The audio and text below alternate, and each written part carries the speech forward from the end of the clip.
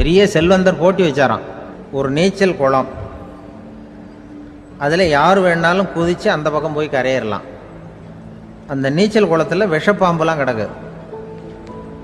யார் துணிஞ்சி அந்த விஷப்பாம்பு இருக்கிற குளத்தில் குதித்து அந்த பக்கம் போய் கரையேறானோ அவனுக்கு ஒரு 100 ஏக்கர் நிலம் கொடுப்பேன்.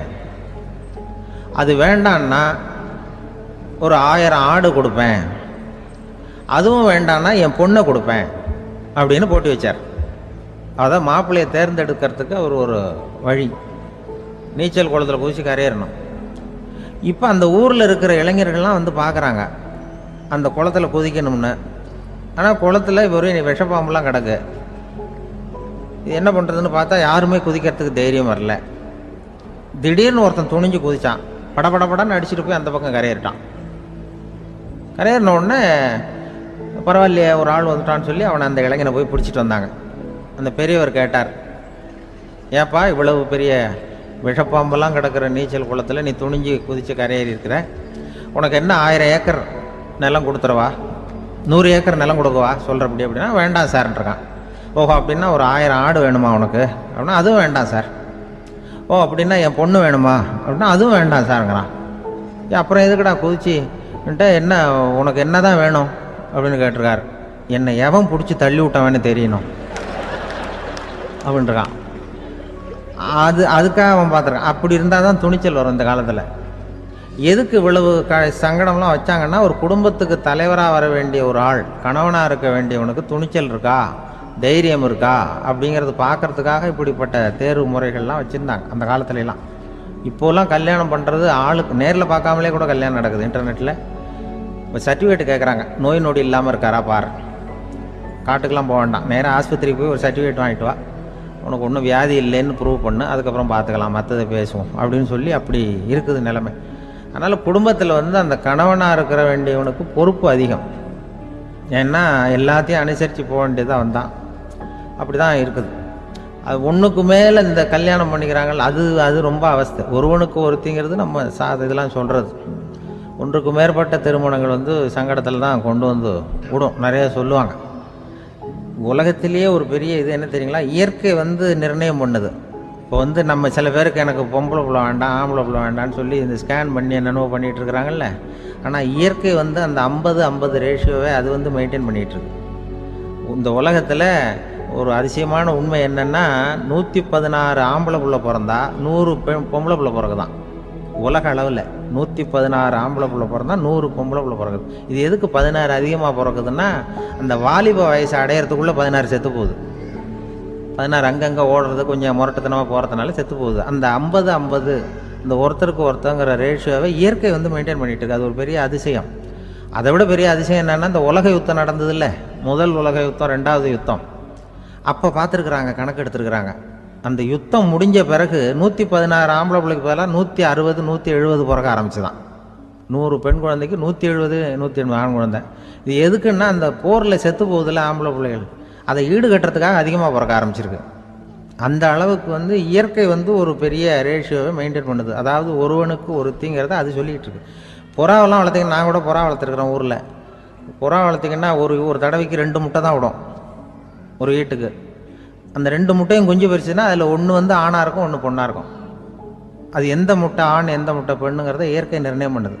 அதை வந்து நம்ம மாற்றவே முடியாது. 2ஐயும் அந்த பெண்ணாவோ 2ஐயும் ஆணாவோ மாற்ற முடியாது நம்ம.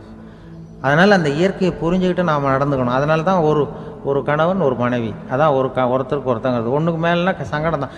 ஒரு பஸ்ஸில் வந்து ரெண்டு பெண்கள் வந்துக்கிட்டு இருந்தாங்களாம். பஸ்ஸு பிரயாணம். 2 பெண்கள் வந்து பக்கத்தில் உட்காந்துருக்காங்க. அந்த கண்டக்டரை கூப்பிட்ருக்காங்க, இங்கே வாயா அப்படின்னு அந்த ஒரு அம்மா கூப்பிட்ருக்கு. என்னம்மா அப்படின்ட்டுருக்கார். வந்து இந்த ஜன்னலை திறந்து விட்டு போ அப்படின்னு. சரின்னு பக்கத்தில் இருந்த ஜன்னலை திறந்து விட்டு அவர் போயிட்டார். பக்கத்தில் இருந்தாமல் உடனே இங்கே வாயா மறுபடியும் வாயான்னு கூப்பிட்ருக்கு. வந்து என்ன இந்த ஜன்னலை மூடி விட்டு போ அப்படின்ட்டுருக்கு. மூடி விட்டு போனார். மறுபடியும் அந்த முன்னாடி கூப்பிட்டது வாமா வாயான்னு மறுபடியும் கண்டக்டரை கூப்பிட்டு, என்ன இந்த பார், இந்த ஜன்னலை வந்து நீ மூடி வச்சின்னா நான் மூச்சு திணறி செத்து போடுவேன். அப்புறம் உடனே பக்கத்தில் இருந்தம்மா தபாரியா அந்த அம்மா பேச்சை கேட்டுட்டு நீ திறந்து வச்சின்னா நான் குளிர் தாங்காமல் செத்து போடுவேன் அப்படின்னு அவர் தலையை பிச்சுக்கிறார் கண்டக்டர். என்னடா பெரிய ரொம்ப போச்சேன்னு, கொஞ்சம் தூரம் பிரயாணம் இதில் கூட அட்ஜஸ்ட் பண்ணி போகக்கூடாதா அப்படின்னு. அப்போ அந்த பஸ்ஸில் பின்னாடி ஒருத்தன் கடைசி சீட்டில் வெயில் தாங்காமல் சட்டையெல்லாம் கட்டி போட்டுட்டு ஒரு கிராமத்து ஆள் பீடி குடிச்சிட்டு வரான். அவர் கூப்பிட்ருக்கான் அந்த ஆள், அந்த கண்டக்டர் இங்கே வாயா, அங்கே என்ன தகராறு அப்படின்னு. அந்த எதிர்த்து வீட்டுக்காரன் வந்தானே முன்னாடி பஞ்சாயத்துக்கு, அது மாதிரி கண்டக்டர் இங்கே வாயா, அவன் ஏன் நீ என்ன சொல்ல போகிற அப்படின்ட்டு வந்திருக்கான்.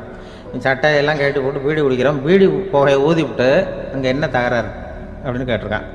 ஒன்றும் இல்லையா, அந்த அம்மா வந்து ஜன்னலை திறந்தா செத்து போவேங்கிறது, இந்த அம்மா ஜன்னலை மூடுனா செத்து போவேங்கிறது, நான் என்னையா பண்ணுறது ஒரு ஆள், இதுக்கு ஏன் ஏன் கவலைப்படுறேன், நான் சொல்கிறத கேள், நான் தீர்த்து வைக்கிறேன் பிரச்சனையை அப்படின்னு சொல்லிவிட்டு பீடியை எடுத்துவிட்டு புகையை ஊதிவிட்டு சொன்னானா, கொஞ்ச நேரம் அந்த ஜன்னலை மூடி வை, அந்த அம்மா செத்து போவோம், அப்புறம் திறந்து வை, இந்த அம்மா செத்து போவோம், நாம் நிம்மதியாக போகலாம் அப்படின்னு சொல்லிட்டு பீடி குடிக்க ஆரம்பிச்சிட்டான். அவருக்கு கோவம் வந்துட்டுது கண்டக்டருக்கு, நீ உனக்கு என்னையா நீ பாட்டுக்கு சொல்லிட்டு போடுவ, அந்த 2 அம்மாவும் செத்து போச்சுன்னா அவங்க வீட்டுக்காரனுக்கெல்லாம் யார் பதில் சொல்கிறது அப்படின்னா, கவலையே படாத, 2 பேருக்கும் நான் தான் வீட்டுக்காரன். அதனால தான் அந்த யோசனையை சொன்னேன் அவங்ககிட்ட. அப்புறம் இதுதான், இந்த ஒன்றுக்கு மேலே போச்சுன்னா அது இயற்கைக்கு விரோதம், இப்படிலாம் ஆகும். அதனால தான் அவன் அவ்வளவு ஒன்றுமே வேண்டான்ட்டு கடைசி பெஞ்சில் போய் சீட்டில் உட்காந்துக்கிட்டான். அப்படி அது இயற்கையை புரிஞ்சுக்கிட்டு வாழணுங்கிறது முக்கியம். குடும்பத்தில் வந்து கணவனுடைய பங்கு என்ன, மனைவினுடைய பங்கு, குழந்தை குட்டிகள்லாம் சொல்லுவாங்க, அப்படி இருக்கணும். கணவன்கிறவனுக்கு நிறைய சகிப்புத்தன்மை தேவைப்படுது. மனுஷனுக்கு வந்து வேல்யூ விஞ்ஞானம் எப்படி போட்டிருக்குன்னா, ஒரு மனித உடம்பில் இருக்கிற கால்சியத்தை மட்டும் தனியாக எடுத்தால் ஒரு சின்ன ரூமுக்கு வெள்ளை அடிக்கலாமா, ஒரு மனுஷ உடம்புல இருக்கிற பாஸ்பரஸை மட்டும் தனியாக எடுத்தால் ஒரு 40 நெருப்பு தயார் பண்ணலாம், ஒரு மனுஷ உடம்புல இருக்கிற இந்த கொழுப்பு சத்தை மட்டும் தனியாக எடுத்தால் ஒரு 7 சோப்பு கட்டி தயார் பண்ணலாம். அது மாதிரி ஒரு மனுஷ உடம்புல இருக்கிற இரும்பு சத்தை மட்டும் தனியாக எடுத்தால் ஒரு 2 அங்குல அணி 2 செய்யலாம். இவ்வளவுக்கும் விலை போட்டால் 42 ரூபா 50 காசு. இதுதான் மனுஷனுக்கு விஞ்ஞானம் போட்டிருக்கிற விலை. அது எப்போ அது ஒசரும்னா, அவன் மனுஷனாக இருக்கிற வரைக்கும் இருக்கிறப்ப. அதுவும் செத்து போனால் அதுவும் கிடையாது, செத்து போனால் அதுவும் குறைஞ்சிரும். மிருகங்களுக்கெல்லாம் அப்படி இல்லை, செத்ததுக்கு அப்புறம் விலை கூடும். அங்கெல்லாம் எல்லா ஊர்லேயும் பார்த்திங்கன்னா உயிர் கோழி 50 ரூபா, உரிச்ச கோழி 60 ரூபான்னு போட்டிருக்கோம். செத்ததுக்கு அப்புறம் 10 ரூபா அதிகம். மனுஷனை வந்து நீ உயிர் மனுஷன் 42 ரூபா 50 காசு, செத்ததுக்கு அப்புறம் 52 ரூபான்னா நீயே வச்சுக்கிடாது, எனக்கு எது கண்டு போட்டு. அவன் வந்து எப்போ அவனுக்கு வேல்யூ கூடும்னா, மனிதனாக வாழும்பொழுது தான் வேல்யூ கூடும். குடும்பத்தில் வந்து அந்த அந்த பாசத்தோடு வாழணும்னு கடவுள்கிட்ட கேட்டு சொன்னாங்களே, அதுதான். இந்த சமூகங்கிறதும் ஒரு பெரிய குடும்பம்தான். அதனால தான் இந்த நாட்டுக்குள்ள பெருமையே எல்லாரும் ஒற்றுமையாக இருந்தால் எதையும் சாதிக்கலாம்ங்கிறது தான் இந்த நாட்டுக்குள்ள பெருமை, அப்படி நிரூபித்தோம். அதனால் சமூகங்கிறதும் ஒரு குடும்பம் மாதிரி இருக்கிறது தான் பெருசு.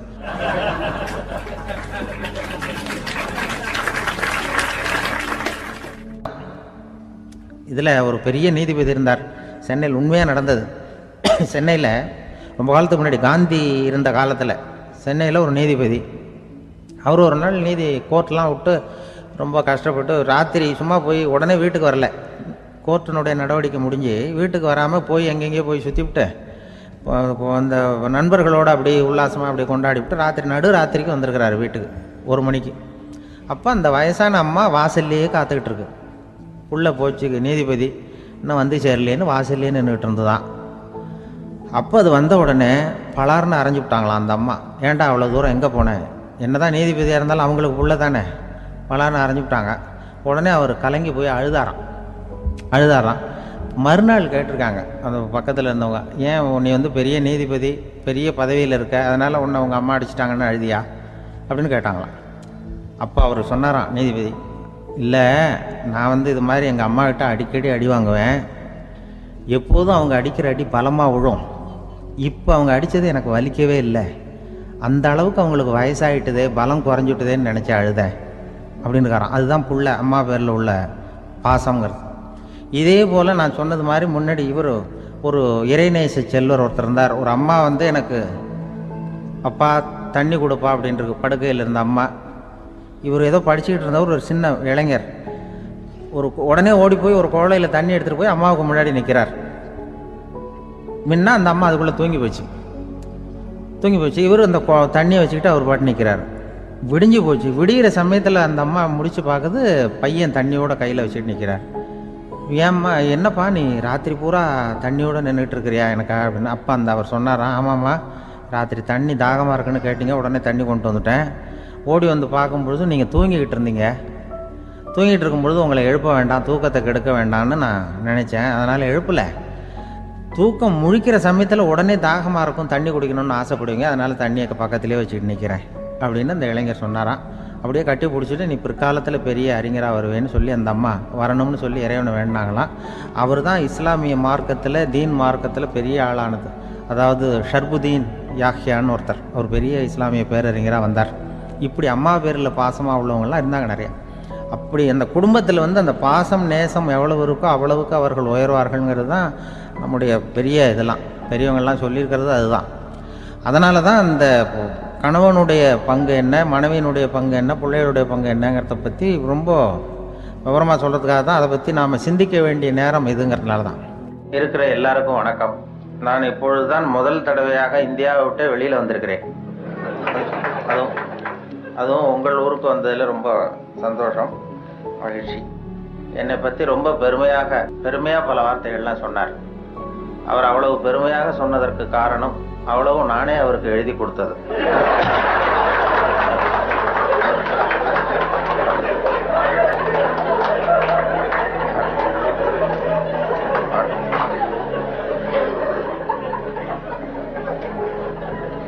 இவ்வளவு விவரமாக அவர் சொல்லுவார் என்று தெரிந்தால் இன்னும் கூட எழுதி கொடுத்திருப்பேன். அதனால அவருக்கு முதல்ல நன்றி சொல்ல வேண்டும். எனக்கு யாரும் பொன்னாடையெல்லாம் போத்துகிற பழக்கம் எனக்கு அதிகமாக அனுபவம் இல்லை, யாரும் போத்துறதில்லை. நானாக போய் பேசிட்டு வருவேன். இப்படிப்பட்ட பொன்னாடைகள் இங்கே ரொம்ப அபூர்வமாக போத்துனது, அதுவும் இந்த இடத்துக்கு ரொம்ப அவசியம். அது குளிர் அதிகமாக இருக்கிறது. நான் காசு கொடுத்து பொன்னாடை போத்திக்கிறது உண்டு சில இடங்கள்ல. இதெல்லாம் கௌரவத்துக்காக போற்றப்படுகிற பொன்னாடை. காசு கொடுத்து பொன்னாடை போத்திக்கிறது உண்டு நாங்கள் இந்தியாவில். மாதம் ஒரு முறை இப்படி போத்திக்குவேன். அது யார் முன்னேறியவர்களாக இருப்பாங்கன்னு சொல்லி அப்படி சர்வேயரில் இங்கேருந்து விஞ்ஞானிகள், நாசா விஞ்ஞானிகள் பதிவு செய்த அனுப்பிய மொழிகளில் தமிழும் ஒன்று. ஏன்னா இது புரிந்தவர்கள் அங்கே யாராவது இருப்பாங்கன்னு அவங்களே எதிர்பார்த்தாங்க. ஏன்னா அவ்வளோ பழமையான மொழிங்கிறதுனால.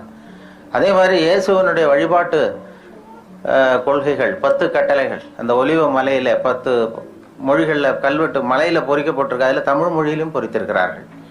இப்படிலாம் கேள்விப்படும்போது அது பொறிக்க வேண்டிய இடத்துல நம்ம ஊரில் பொறிக்கலையேங்கிறது தான் கவலை. அப்படி நிறைய கேள்விப்படுகிறோம் அதை பற்றி. அப்படிப்பட்ட தமிழில் கவிதை எழுதுகிறதுக்கு அவர் கொடுத்து வச்சிருக்கிறார். அவருக்கும் அதை அவங்க அம்மையார் சொன்னாங்க, அவங்க எல்லாருடைய வெற்றிக்கும் ஒரு காரணம் பின்னாடி ஒரு பெண்மணி தான் பின்னாடி இருப்பாங்கன்னா அவருடைய வெற்றிக்கு அவருடைய மனைவி தான் காரணம் அப்படின்னு சொன்னாங்க. அது வாசகம் தான். நான் என்னுடைய வெற்றிக்கு கூட என்னுடைய மனைவி தான் காரணம். ஏன்னா நான் முக்கியமான விஷயம் எழுதும் பொழுதெல்லாம் அவங்க பிறந்த வீட்டுக்கு போயிடுவாங்க. ஏதோ ஒரு வகையில் எப்படியோ ஒரு வகையில் உதவி பண்றதுன்னு அதுவும் ஒரு உதவி தான். அதாமல் செய்யாமல் செய்கிற உதவி. அதனால் அவர்களை இந்த நிலைமையிலும் நான் ரொம்ப நன்றியோடு நினைத்துக் கொள்கிறேன். நான் 2 நண்பர்கள் நாங்கள் ஊர் சுற்றி பார்க்கறதுக்காக வந்தோம். உங்கள் ஊர் அழகை பார்க்கறதுக்காக வந்தவர்கள். அதே நேரத்தில் இப்படி ஒரு வாய்ப்புக்கு அன்பழகன் அவர்களையும் சந்திக்கிறவர்கள். அவரும் ரொம்ப அழகானவருங்கிறது அப்புறம் தான் தெரிஞ்சது. ஊர் மட்டும் இல்லை, அவரும். அதில் என்ன பொறாமைன்னா அவருக்கும் 60 வயசு, எனக்கும் 60 வயசு. என்னன்னா யாரும் அதனால் நான் வரும்பொழுது அவர் பக்கத்தில் உட்காந்துடக்கூடாதுன்னு நினச்சிக்கிட்டே வந்தேன். ஏன்னா அவர் பக்கத்தில் நான் உட்காந்தா எனக்கு ரொம்ப வயசானது மாதிரி தெரியுது. நல்ல வேலையாக என்னை தனியாக கொண்டு போய் அங்கே உட்கார வச்சது ரொம்ப மகிழ்ச்சி. அவர் நேற்று வரும்பொழுதே நானும் நண்பர்கள் 2 பேரோடு வந்தேன். இப்போ பொறியாளர் ஞானசுந்தரம் அவர்கள் தமிழகத்தினுடைய தலைமை பொறியாளராக இருந்து ஓய்வு பெற்ற வீரபத்ரன் என்கிற அண்ணாச்சி அவரும் வந்திருக்கிறார். 3 பேர் வந்தோம். அவர்கிட்ட தான் கேட்டேன், என்னாச்சு இவருக்கு 60 வயசுன்னா நம்பவே முடியலையே அப்படின்னு சொல்லி நாங்கள் பேசிக்கிட்டோம். அவர் பார்த்ததும் இருக்கும் அண்ணாச்சி, அது நம்மளை ஒப்பிட்டு பார்க்காதீங்க, அது அவர் இப்படித்தான் பாருங்க, நம்மளை கம்பேர் பண்ணி பார்த்தா சந்தேகமாக தான் இருக்கு, அதை பார்க்க வேண்டாம்னு சொன்னார். அப்புறம் இன்னைக்கு பார்த்தோம் இன்னும் ஒரு 5 குறைஞ்சிட்டு வயசு அப்படின்னு. நேற்று பார்த்ததை விட இன்னும் ஒரு 5 வயசு குறைஞ்சிட்டுதே அப்படிங்கிறது மாதிரி பேசிக்கிட்டோம் நாங்கள். அது ரொம்ப அபூர்வம், அழகாக. அது மனசு சுத்தமாக விட்டு அழகாக இருந்தால் தான் முகம் அழகாக இருக்கும். அது உள்ளத்தில் இருக்கிறது தான் மனசில் வரும். அந்த தெளிவான சிந்தனை, அந்த சிரிப்பு அவர் பார்த்தார். ஏன்னா வயசு குறையறதுக்கு எனக்கு சந்தேகம், எப்படி ஒரு குறைஞ்சிது நேற்றை விடனா வயசு ஒரு இடத்து இது வரைக்கும் யாரும் மாத்திரை கண்டுபிடிக்கல, மாத்திரை கற்றுட்டு சாப்பிடுவாரோ அப்படின்னாரு. மனித நேயம்ங்கிறத பற்றி சொல்லுவாங்க. மனித நேயம் ஏன்னா ஒரு கணவன் கணவனாக இருக்கணும், மனைவி மனைவியாக இருக்கணும். ஒரு மனுஷன் இன்றைக்கி மனிதன் மனிதனாக இல்லை, மனித நேயம் குறைஞ்சி போச்சு. இது குடும்ப உறவுகள்லாம் ரொம்ப மாறி போச்சுன்னு சொல்கிறேன். இப்போ நாகரிகத்தில் அப்படி தான் இருக்குது. ஒரு இதில் ஒருத்தன் என்ன பண்ணியிருக்கிறான், ஒரு சின்ன பையனை கொண்டு வந்தானா. ஒரு சின்ன பையன் பக்கத்தில் இருக்கான். ஒரு பெரியவர் கேட்டிருக்காரு, யாரப்பா அந்த பையன் அப்படின்னு கேட்டிருக்காரு. இவன் சொன்னான்னா, இந்த பையன் எனக்கு தூரத்து உறவு, எனக்கு தூரத்து உறவுன்னு இருக்கான். சரி, தூரத்து உறவுன்னா எப்படி அப்படின்னு கேட்டிருக்கான். இந்த பையன் எங்கள் அப்பாவுக்கு 8வது புள்ள அப்படின்னானா. கூட பிறந்தவனே அவ்வளோ தூரமாக போயிட்டான், 8வதாக பிறந்தான். அப்படி இருக்கு குடும்ப உறவுகள்ங்கிறது. இப்போ சில இதெல்லாம் இப்போ ஜாதி மத வேறுபாடெல்லாம் நம்முடைய முன்னேற்றத்தை தடுக்கும். விலங்குகள் நம்மளோட மேலானது. அதான் ஒரு ஊரில் ஒரு சிவன் கோயில் இருந்து தான். சிவன் கோயிலில் அந்த புறாவெல்லாம் வளர்ந்துக்கிட்டு இருந்திருக்கு. அந்த மாடத்தில், சிவன் கோயில் மாடத்தில் புறாவெல்லாம் கூடியிருந்திருக்கு. உடனே அதுக்கு கும்பாபிஷேகம் பண்ணுறதுக்காக ஊரில் திட்டம் போட்டாங்க. சிவன் கோயிலுக்கு வெள்ளடிக்க ஆரம்பித்தாங்க. வர்ணம் பூச ஆரம்பித்ததும் அதுக்கு சாரம் கட்டுவாங்கல்ல, இந்த குச்சியெல்லாம் வச்சு சாரம் கட்டுவாங்க. உடனே இந்த புறாவெல்லாம் என்ன பண்ணிச்சான், இனிமேல் நம்ம இங்கே வெள்ளை அடிக்கிறாங்க, கும்பாபிஷேகம் வருது, நம்ம இங்கே குடியிருக்க முடியாது, எதிர்த்தாப்புல எங்கே போகலான்னு பார்த்துருக்கு. இந்த உயரம் கோபுரத்தில் இருந்த புறாவெல்லாம் எதிர்த்தாப்புல ஒரு மாதா கோயில் இருந்திருக்கு, சர்ச்சு. அங்கே சில மாடங்களில் புறாவெல்லாம் இருக்குது, சில மாடம் இருக்குது. உடனே நம்மளாம் அங்கே போடும் கொஞ்சம் காலத்துக்குன்னு எல்லாம் புறப்பட்டு இந்த மாதா கோயிலுக்கு போயிடுது. அங்கே போனால் அங்கே இருக்கிற புறாவோடு சேர்ந்து இதுவும் குடியிருந்துகிட்ருக்கு. கொஞ்ச நாள் என்னாச்சு, அங்கே கிறிஸ்மஸ் வந்துட்டுது. கிறிஸ்மஸ் வந்ததும் சரி, இங்கேயும் வெள்ளடிக்க ஆரம்பிக்கிறாங்க. நம்ம மறுபடியும் எங்கடா போகிறதுன்னு பார்த்தா, அங்கே இருக்கிற புறாவோட சேர்ந்து இதுவும் சேர்ந்து நேராக ஒரு பள்ளிவாசல் இருந்தது. எதுக்கு அங்கே இருக்கிற மாடத்தில் போய் அங்கே குடியேறிட்டுது எல்லாம். அங்கே போனால் அங்கே ரமலான் மாதம் ரம்ஜானுக்காக அதையும் புதுப்பிக்க ஆரம்பித்தாங்க. இது என்ன பண்ணுறதுன்னு சொல்லி இந்த 3 செட்டு புறாவும் சேர்ந்து என்ன பண்ணிச்சு, எங்கே போகலான்னு பார்த்தா மறுபடியும் அதுக்குள்ளே இந்த சிவன் கோயிலில் கும்பாபிஷேகம் முடிஞ்சு போச்சான். முடிஞ்சிருக்கு, அங்கே போடுவோம் எல்லாருன்னு சொல்லி எல்லா புறாவும் அந்த சிவன் கோயிலுக்கு வந்துட்டுது. அங்கே போய் மாடத்தில் அதை குடியிருந்துட்டுது. அப்போ திடீர்னு ஒரு நாள் பார்த்தா ஒரே கலவரம் பூமியில் எல்லாம் ஒருத்தனை ஒருத்தன் அருவாளை தூக்கிட்டு நிற்கிறான், குச்சி எடுத்து ஒருத்தனை ஒருத்தர் சுட்டுக்கிறான். ஒரே கலவரம், சத்தம், ஒரே மத கலவரம் வந்துட்டுது ஊரில். அப்போ புறாவெல்லாம் மாடத்தில் இருந்துக்கிட்டு ஒரு குஞ்சு புறா அவங்க அம்மாட்ட கேட்டு தான், இது என்ன, இந்த மனுஷனுக்கு என்ன ஆச்சு, இந்த மனுஷனுக்கு என்ன ஆச்சு, அவன் கத்தியை தூக்கிட்டு நிற்கிறானே அப்படின்னு கேட்டு தான். ஒரு குஞ்சு புறா அவங்க அம்மாட்ட கேட்டுதான், அம்மா புறா. இப்போ அம்மா அந்த புறா சொல்லித்தான், மனுஷனுக்கு இப்போ மதம் பிடிச்சிருக்கு, அதான் கத்தியை தூக்கிட்டு நிற்கிறான் அப்படின்ட்டுருக்கு. இப்போ நமக்கெல்லாம் பிடிக்கலையே அப்படின்னு தான். அப்போ அந்த புறா சொல்லித்தான், அந்த பாருமா, நாம் இந்த சிவன் கோயிலில் இருந்தாலும் நமக்கு புறான்னு தான் பேர், இந்த மாதா கோயிலுக்கு போனாலும் நமக்கு புறான்னு தான் பேர், பள்ளிவாசலுக்கு போனாலும் நமக்கு புறான்னு தான் பேர். இந்த மனுஷன் அப்படி இல்லை. அவன் இங்கே இருக்கிற வரைக்கும் இந்துன்னு சொல்லுவான், அங்கே மாதா கோயில் இருந்தான்னா கிறிஸ்தவன்னு சொல்லுவான், பள்ளிவாசலில் இருந்தான்னா முஸ்லீம்னு சொல்லுவான். அப்போ குஞ்சு புறா அது என்ன இப்படி பண்ணுறாங்க மனுஷங்க, இப்போ அவங்கள விட நம்ம வசதி போல் இருக்க, நம்ம தேவலாம் போல் இருக்க அப்படின்னு தான் அந்த குஞ்சு புறா. அப்போ அந்த தாய் புறா சொல்லித்தான், உண்மைதான், அதனால தான் நம்ம மேலான இடத்துல இருக்கிறோம், அவன் கீழே நிற்கிறான் என்னமோ அப்படின்னு சொல்லித்தான். இதுதான் அந்த குடும்பம்ங்கிறது, சமுதாயம்ங்கிறது ஒரு பெரிய குடும்பம். அது இந்த புறாகிட்டேருந்து மனுஷன் கற்றுக்க வேண்டியிருக்கு. அப்படி இருக்குது இன்றைக்கி மனுஷனுடைய நிலைமை. அதை புரிஞ்சுக்கணும். அப்படி தான் ஒவ்வொரு இதுலேயும் நாம் நடந்து கொள்ள வேண்டியிருக்குது.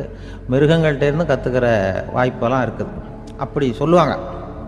அந்த இதில் நாம் குடும்பத்தில் என்னென்னா, இப்போ இந்த பிள்ளைகளை பற்றி சொல்லுவாங்க. இப்போ ராமர் லட்சுமணர் கதை சொல்லுவாங்க. அதாவது ராமரும் பரதனும் பந்து விளையாடிக்கிட்டு இருந்தாங்களாம் சின்ன வயசில் பந்து விளையாடிட்டு இருந்தாங்களாம். உடனே ராமர் வந்தாராம். கோசலை அவங்க அம்மா கோசலை மடியில் சோர்ந்து போய் உட்காந்தாராம். சந்தோஷமாக உட்காந்துருக்கார். அப்போ அந்த கோசலை அம்மா கேட்டாங்களாம், ஏன்ப்பா அப்படி இவ்வளவு சந்தோஷமாக இருக்கே, என்ன காரணம் அப்படின்னு கேட்டிருக்கார். அப்படின்னு அந்த அம்மா கேட்டிருக்கு. ராமன் சொன்னான்னா, என் தம்பியோட நான் பந்து விளையாண்டுக்கிட்டு இருந்தேன், பரதன், அவன் ஜெயிச்சுட்டான், நான் தோத்துட்டேன், என்னை அவன் ஜெயிச்சுட்டான், அவனுடைய வெற்றி எனக்கு சந்தோஷமாக இருக்குது, தம்பியோட வெற்றி, அதனால் நான் சந்தோஷமாக இருக்கேன்னு சொல்லியிருக்கேன். அந்த அம்மாவுக்கு ரொம்ப சந்தோஷம், தம்பி ஜெயிக்கிறாங்கிறத பற்றி அண்ணன் சந்தோஷப்படுறானே அப்படின்னு. கொஞ்ச நேரத்தில் பரதன் வந்திருக்கான். அவன் சோர்ந்து போய் கலங்கி போய் அதே அம்மா மடியில் உட்காந்துருக்கான். நீ ஏன்ப்பா, நீ தான் ஜெயிச்சுட்டியாமே, நீ என்னத்துக்கு வருத்தப்பட்டுக்கிட்டு வர அப்படின்னு கேட்டிருக்கேன் அந்த அம்மா. அப்போ பரதன் சொன்னானா, நான் ஜெயிக்கணுங்கிறதுக்காக அண்ணன் விட்டு கொடுத்தாரு, தோத்துட்டாரு, அதனால் எனக்கு வருத்தமாக இருக்குது.